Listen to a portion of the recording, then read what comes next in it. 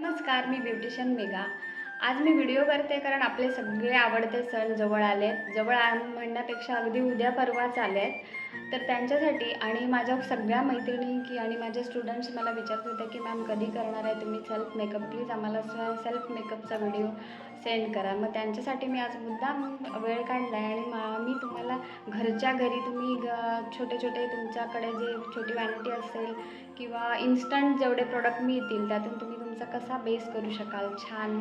आणि तुमचा जो प्रोग्राम असेल, रक्षाबंधन आहे, गणपती, तो तुम्ही कसा हॅप्पी करू शकाल याबद्दल मी आज तुम्हाला मस्त माहिती देणार आहे.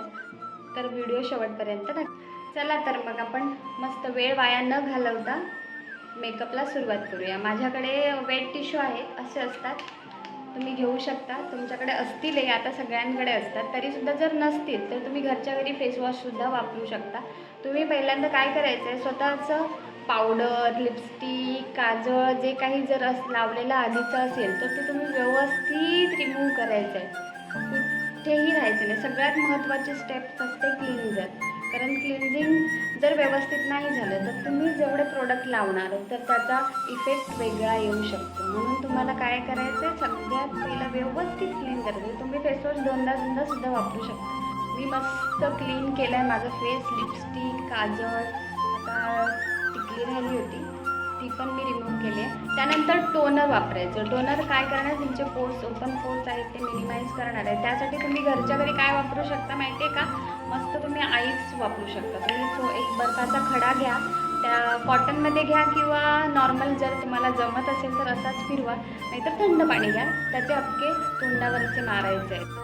आईस लावल्यामुळे काय होणार आहे माहिती आहे का, तुम्ही पहिलं थोडं कूल होणार आहे. कारण आपण खूप काम करत असतो स्वतः दिवसभर, त्यामुळे आपल्याला खूप घाम येतो, तो कमी होतो त्यामुळे. आणि तुमचे पोर्स आहेत ते मिनिमाइज होतात आणि रिलॅक्स होतो आपण खरं तर. कारण सगळ्यात महत्त्वाचं आहे मेकअप करण्याआधी स्वतःसाठी एक रिलॅक्स वेळ असणे. नाहीतर काय होतं, गडबड असते आणि आपण काय वेगवेगळं लावायला चालू करतो. मग तसं न करता आपण सगळी तयारी स्वतःची आधीच करून ठेवायची. सगळ्यांकडे मॉइश्चरायझर असतं, पण क्रीम बेस आणि जेल बेस असं असतं.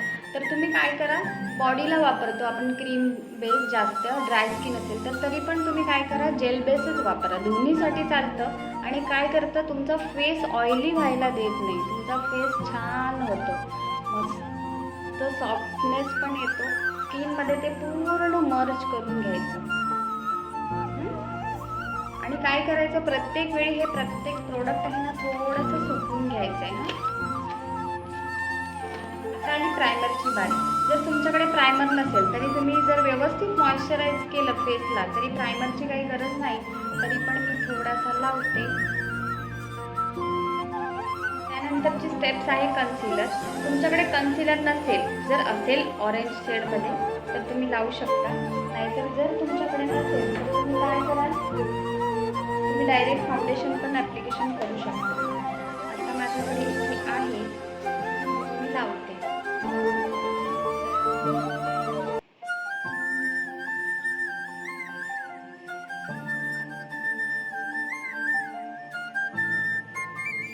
असा ब्लेंडर घ्यायचा, हा थोडासा पाण्यात डीप करून घ्यायचा, त्यामुळे तो थोडासा वापरून त्याच्यात पाणी राहताना ते पूर्ण असं प्रेस करून त्याच्यातलं सगळं पाणी काढून टाकायचं. आणि त्यानंतर आपण जो लावलेला असतो कन्सिलर तो आपण थोडा टॅप करायचा.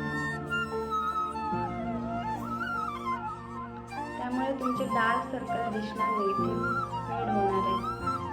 सगळ्यांच्या व्हॅनिटीमध्ये एक फाउंडेशन असेल तर माझ्याकडे LA गर्लचं प्रो कव्हरेज फाउंडेशन आहे, जे मी माझ्या रेग्युलर मेकअपसाठी वापरते. असं पटकन तयार व्हायला माझ्या घरच्या व्हॅनिटीमध्ये हे नेहमी असतं. ड्रेसिंग टेबलवर हेच तुम्हाला दिसणार. फक्त फाउंडेशनला काय करायचं माहिती आहे, घेतल्यानंतर आहे तसंच लावायचं नाही. आपण एक मोठी चूक ती करतो की आपण घेतो फाउंडेशन आणि जसं तसं लावतो. तर काय करायचं, त्याला ना मस्त ब्लेंड करायचं. तुम्ही 20-25 वेळा ना त्याला गोल फिरवायचं. बघा मी असं फिरवते ना, तसं फिरवून घ्यायचं. त्यामुळे काय होतं, तो बेस तुमचा चांगला होणार आणि व्यवस्थित ते बसणार तुमच्या स्किनला. माझं हे करून झालं आणि मी चेक पण केलं आहे. तर फाउंडेशन मी अप्लाय करून घेते पूर्ण फेसवर. असंच तुम्हाला फेसवरती पूर्ण पहिला अप्लाय करून घ्यायचं. नंतर ब्लेंडरच्या सहाय्याने त्याला व्यवस्थित ब्लेंड करायचं. फाउंडेशन फक्त चेहऱ्याला लावायचं नाही, तर ते गळ्याला पण लावायचं. अगदी थोडं थोडं लावायचं, खूप घ्यायचं नाही. अगदी थोडंसं घेऊन ते व्यवस्थित ब्लेंड करून नंतर ॲप्लिकेशन करायचं. अगदी 2-3 ड्रॉप तुम्हाला पूर्ण फेस कवर करू शकता. असं फाउंडेशन लावायचं, कारण खूप लावलं तर काय होणार, फेस फ्लॅरी होणार. आणि आपण नॉर्मल फंक्शनसाठी करतो, घरच्या घरी करतो, त्यामुळे खूप सारं फाउंडेशन लावायचं नाही. नंतर ते उतरल्यावर घाम आल्यावर कसं तरी दिसण्यापेक्षा आपण क्वांटिटी. आपल्याकडे जर कन्सिलर असेल तर तो तुम्ही इकडे हिल पॉईंटवर लावू शकता. जर नसेल तर स्किप केलं तरी चालेल, ह्याची काय आवश्यकता नाही. जर तुमच्याकडे ह्याच्यापेक्षा लाईट कलरचं फाउंडेशन असेल ते सुद्धा तिथे तुम्ही लावलं तरी चालतं. बघा माझा बेस झाला आहे, म्हणजे फाउंडेशन लावून झालं आहे पूर्ण चेहऱ्यावर. व्यवस्थित गळ्याला सुद्धा, कानांना सुद्धा कुठेही सोडायचं नाही, नाहीतर काय होणार आहे, एकीकडे एक कलर एकीकडे एक कलर असं होऊ नये. आता मी काय करणार आहे, माझ्याकडे एक ब्लश आहे. तुमचे चिक्स हायलाईट करण्यापेक्षा मस्त ग्लोईंग गुलाबी दिसले पाहिजे की नाही, त्यामुळे असाच घ्या. आणि नसेल तर तुम्ही स्किप करा, पावडर ब्लश पण चालेल, पण माझ्याकडे आहे. मग तो त्याचा इफेक्ट तुम्हाला कसं येतो बघा. ब्लशने तुमचं अजून फेस मस्त वाटतं, मला तर खूप आवडतं. ब्लश लावून झालाय, नंतर एक लूज पावडर लावते, कारण जे फाउंडेशन लावलं आहे त्याला फिक्स केलं पाहिजे. तर त्याच्यासाठी जर लॉंग टाईम म्हणजे तुम्हाला 7-8 तास जर तो लूक कॅरी करायचा असेल तर तुम्ही लूज पावडरचा वापर करा. म्हणजे जर तुमच्याकडे कॉम्पॅक्ट असेल तर कॉम्पॅक्ट लावू शकता, पण लूज पावडरमुळे तो जास्त लास्टिंग देतो. आणि मी तो मूव्ह ब्लश आधी लावल्यामुळे असे सगळीकडे मी तो माझा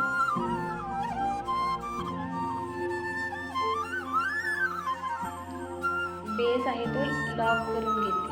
म्हणजे तुम्ही किती वेळ कुठेही गेलात, कसेही उन्हातून, छोटीशी आयशॅडो पॅलेट असेलच ना, तर तुम्ही काय करू शकता, अगदी ब्राऊन कलरचा आयशॅडो हातानेच करायचा आहे. आता तुम्ही घरच्या घरी थोडी ब्लश ब्रश सगळं असणार आहे, अगदी सगळ्या ड्रेसेसवर जाईल.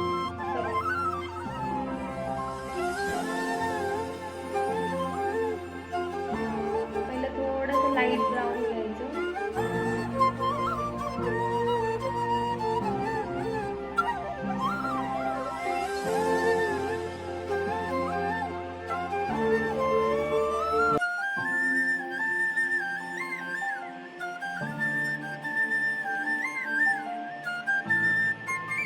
व्यवस्थित मर्ज करायचं. त्यानंतर तुमच्याकडे थोडासा शिमर असेल, पिंक अँड ब्राऊन, अगदी तुमच्या आयबॉलवर लावायचं. बघा किती छान दिसते असं केलं.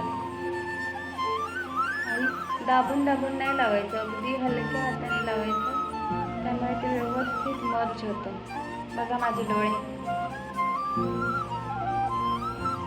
वाटते मी खूप सारा जड बेस नाही केला आहे त्याच्यावर, अगदी नॉर्मल फाउंडेशनवरच केलं. अगदी कमी क्वांटिटी फाउंडेशनची वापरायची.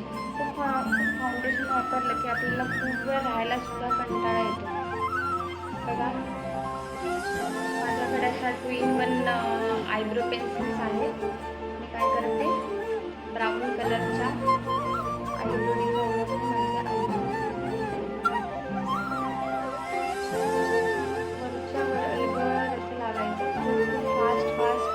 आणि दाबून लावायची नसते. त्यामुळे काय होणार, तुमचे स्ट्रोक दिसणार आणि असं वाटणार काहीतरी करून ठेवलंय असं वाटतं नाही. की माझे ऑलरेडी डार्क आहेत आयब्रोज, म्हणजे मी PMU केलंय, परमनंट आयब्रोज म्हणतात, त्यामुळे जास्त करायची गरज नाही. ओके,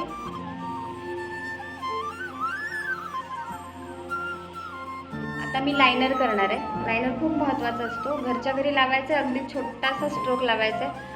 स्वतःचा लायनर लावायला थोडासा त्रासदायक आहे, पण रोज जर तुम्ही प्रॅक्टिस केली तर तुम्ही लावू शकता मस्त लायनर. मी आता अगदी छोटंसं स्ट्रोक लावून दाखवते तुम्हाला.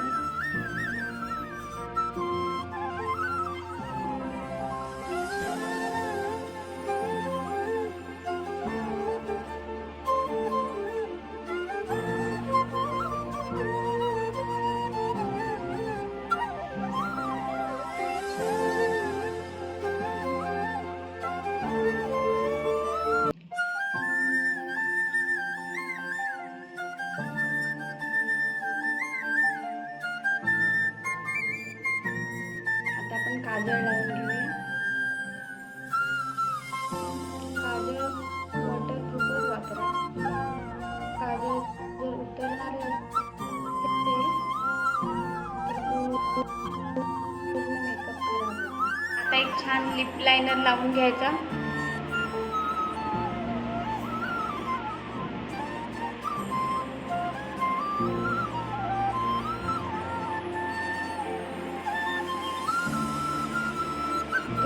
तुम्हाला आवडेल त्या रंगाची लावू शकता. एक ब्राऊन कलरचा मी लिप लायनर लावला आहे आणि थोडीशी पिंक अशी बेरी ब्लश नावाची लिपस्टिक आहे. नायकावरून मी मागवली होती, मला आवडते. जर तुम्हाला तुमच्या आवडीची तुम्ही लावू शकता.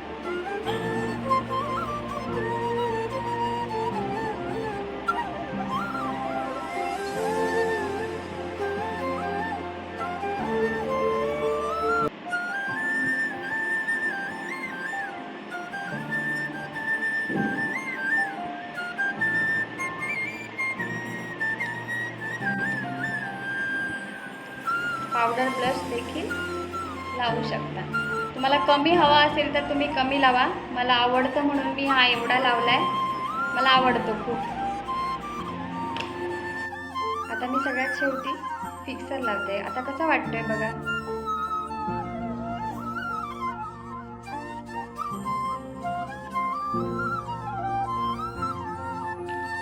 हा थोड्या वेळाने जी पावडर आहे, जी वर पावडरी वाटत होतं, ते सगळं स्किनला मस्त बसणार आहे आणि नॅचरल लुक दिसणार आहे.